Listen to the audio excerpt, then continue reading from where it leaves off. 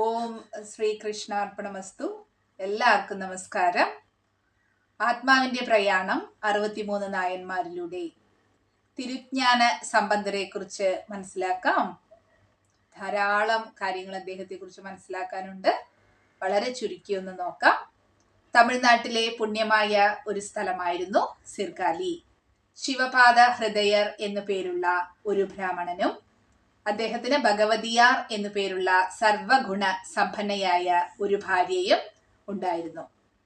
ജൈനമത ശക്തികൾ ഊക്കം കൊണ്ട സമയത്തും ഇവർ ശിവഭക്തിയിൽ മുഴുകിയിരുന്നു.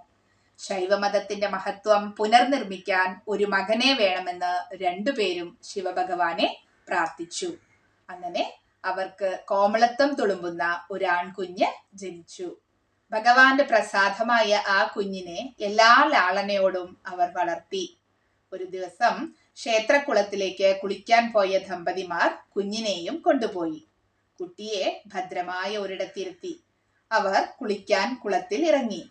കുഞ്ഞ് തന്റെ സ്വന്തം മാതാപിതാവായ ശിവപാർവതിമാരെ കാണാനുള്ള ആഗ്രഹം കൊണ്ട് കരഞ്ഞു.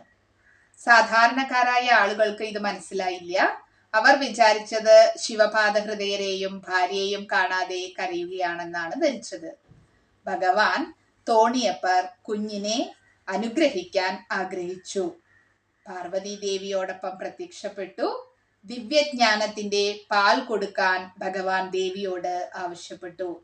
ആ നിമിഷം മുതൽ അദ്ദേഹം ആലുധയ പിള്ളയാർ എന്ന പേരിൽ അറിയപ്പെട്ടു. പാർവതി ദേവിയുടെ കൈകൊണ്ട് ജ്ഞാനം ലഭിച്ചതിനാൽ തിരുജ്ഞാന സമ്പന്നർ എന്ന പേരിൽ അറിയപ്പെട്ടു. ഭഗവാൻ ശിവനെ സ്തുതിച്ചുകൊണ്ട് ധാരാളം ഗാനങ്ങൾ ആലപിച്ചു. ആ ഗാന സമാഹാരത്തെ തേവാരം എന്ന് വിളിക്കുന്നു. കുളി കഴിഞ്ഞ് മാതാപിതാക്കൾ കുഞ്ഞിന്റെ കയ്യിലെ സ്വർണപാത്രം കണ്ട് അത്ഭുതപ്പെട്ടു. വായിൽ നിന്നും പാൽ ഒഴുകി. ആദ്യം സംഭവം മനസ്സിലാക്കാതെ പിതാവ് കുപിതനായെങ്കിലും പിന്നീട് കാര്യങ്ങൾ മനസ്സിലായി. എല്ലാവരും കുട്ടിയെ തോളിലേറ്റി ഭക്തിയോടെ സ്വീകരിച്ചു.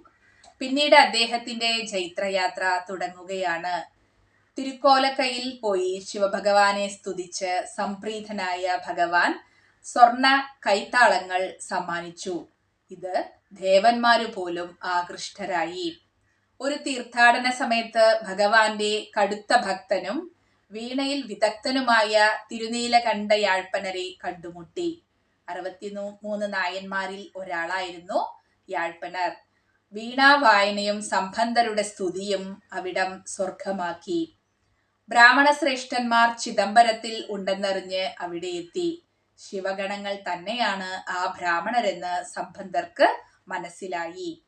യാഴ്പ്പണരുടെ ജന്മസ്ഥലം സന്ദർശിച്ച സംബന്ധർ ചൂടും കഠിനാധ്വാനവും മനസ്സിലാക്കിയ ഭഗവാൻ പല്ലക്കും മുത്തുകുടയും ഭക്തരിലൂടെ എത്തിക്കുകയായിരുന്നു.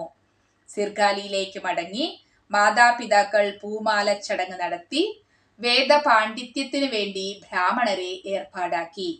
ഗുരുവിന് മുൻപേ എല്ലാ കാര്യങ്ങളും പറയുവാൻ ശിഷ്യന് കഴിഞ്ഞതിനാൽ എല്ലാവരും അതിശയിച്ചു പോയി.